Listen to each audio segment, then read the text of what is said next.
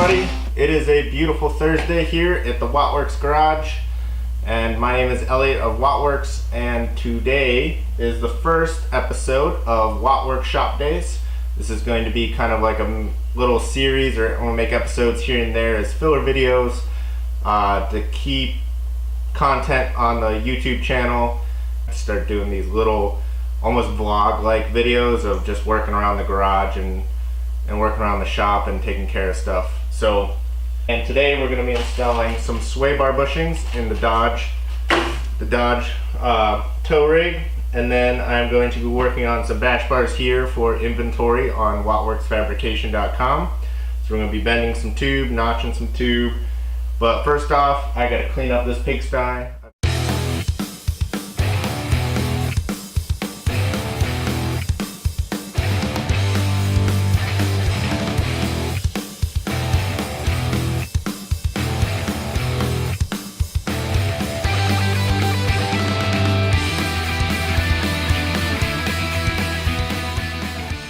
So when you build a nice big workbench, you're going to think, oh, I'm going to have this big workbench and I'm going to be able to do all this work and have all this room.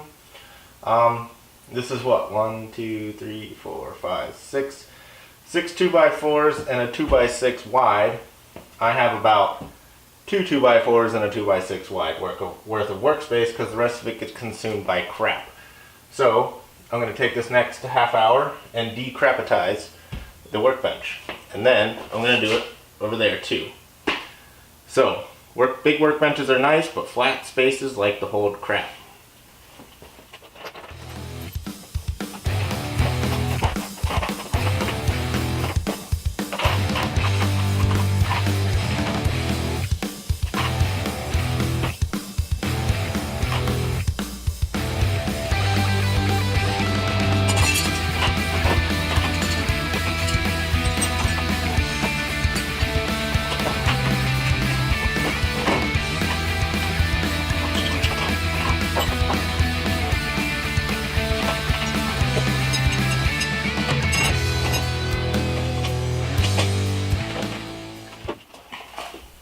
Alright, so garage is clean, all the tools are wrapped up, put away, workbench is clean. I managed to reclaim about 8 inches on the workbench. So everything's kind of, it's not the most organized, but it's organized chaos for me. I know where everything is, everything's put away where I want it to be. I have workspace again. Everything over on that side of the shop are all parts and products that are getting built for the website. Like our wide angle kit and a few knuckles I have to modify, and a bunch of parts for the rally car. But most of the workbench is reclaimed, which is good. I like to do just a little bit here and there to keep things organized. So I'll deal with all that stuff on another day when I organize the shop. But now it's time to install some sway bar bushings on the Dodge. So let's do that now.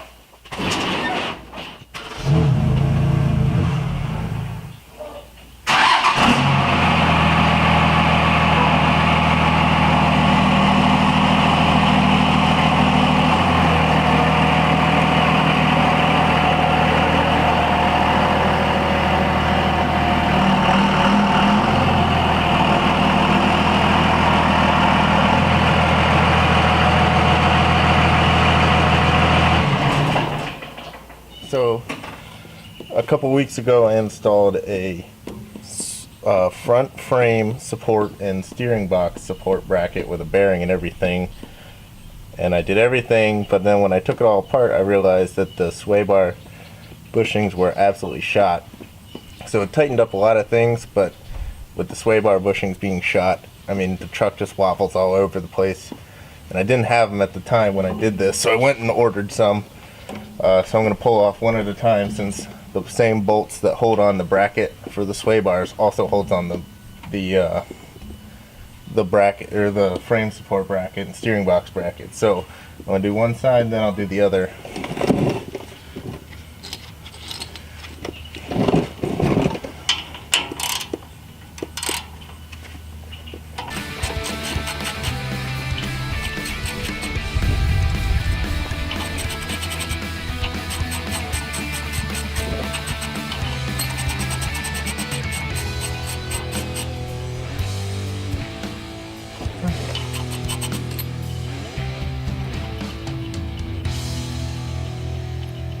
this.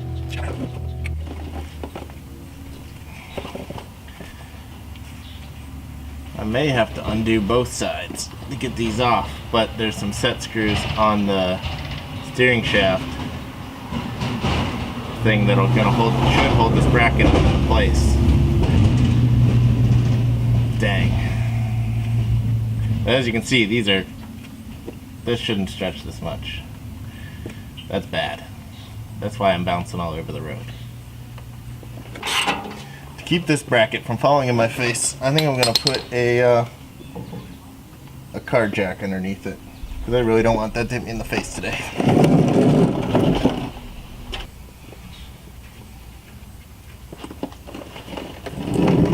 So as you can see, these things are absolutely destroyed. You can see through that. That is not how a sway bar bushing should look. That should be a solid piece. So, good thing we're changing these.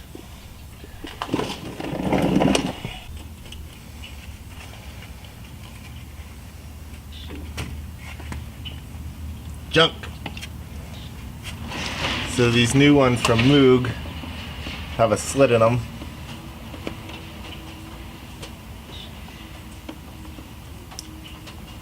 Uh-oh. I think it's starting to rain.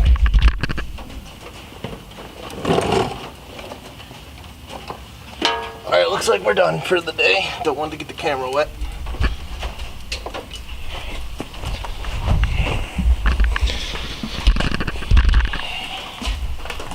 Well, it just started pouring out of nowhere. My goal was to get this done before it rained, so I'm going to try and work through, but the camera's going to be in the garage. So here we go.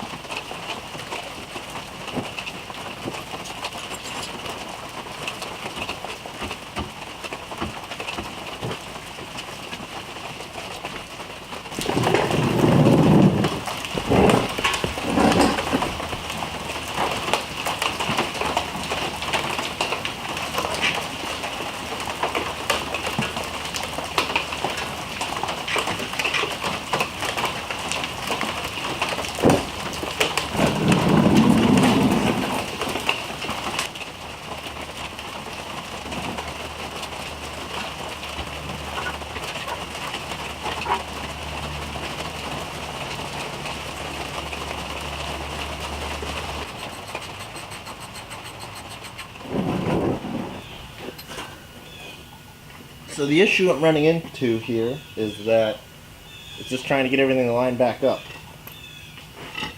And everything's under tension.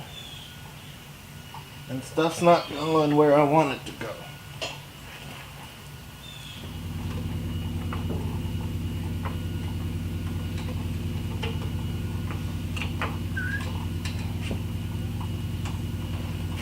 So it absolutely dumped as soon as I finished installing the sway bar bushings, and to add to the absolutely pouring, the battery in the Nikon died and the SD card was full.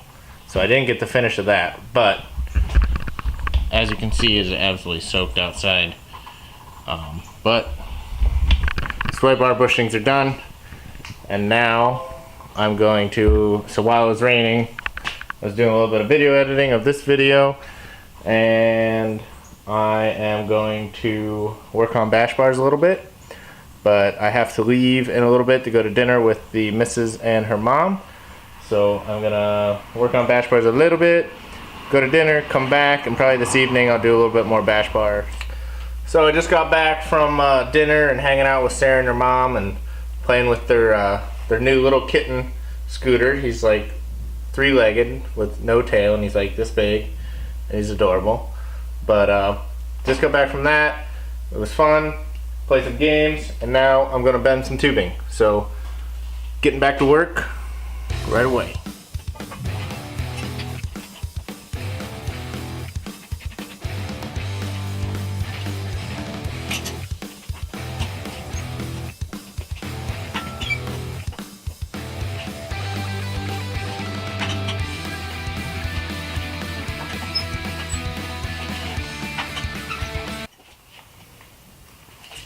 So after I bend every tube, I always sit on the ground, double check to make sure I'm pretty darn close. And then I measure for the start of the next bend.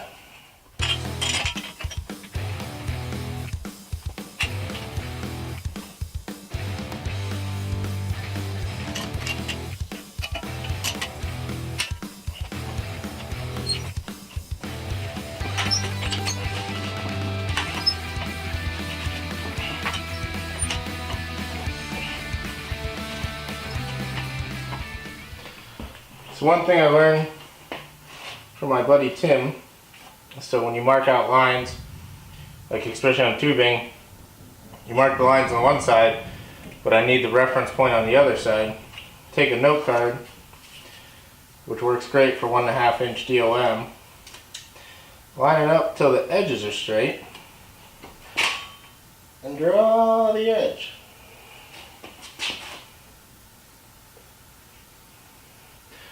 Now I got that line all the way around.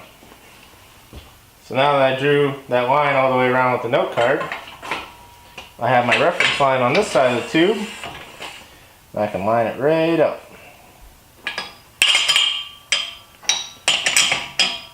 I use a JD Squared Model 3 tubing bender. Got this thing about a month or so ago, and I wish I would have bought it a long time ago. This thing is awesome. Way better than those cheapo Harbor Freight benders.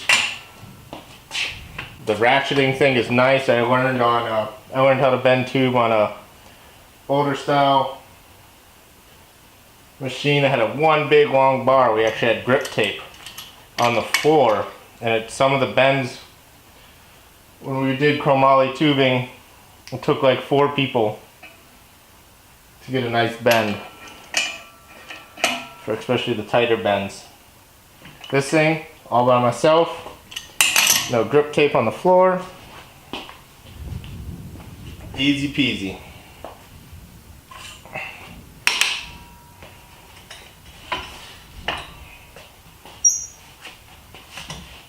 Always bring it in tension. When you start, line it up with 0 before you start. Things like to twist and move a little bit. And whenever you're trying to get your line, you're going to have to go a few degrees past, because it'll settle right where you want it. Go like 3 degrees past. It changes the more angle you do, but boom. That is a top bar for a bash bar for E36 OEM or non-M bumper. Just like that.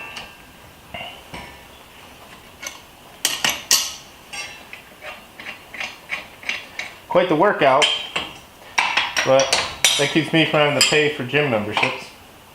I guess I should probably bend a little more tube. I'm getting a little big, but whatever.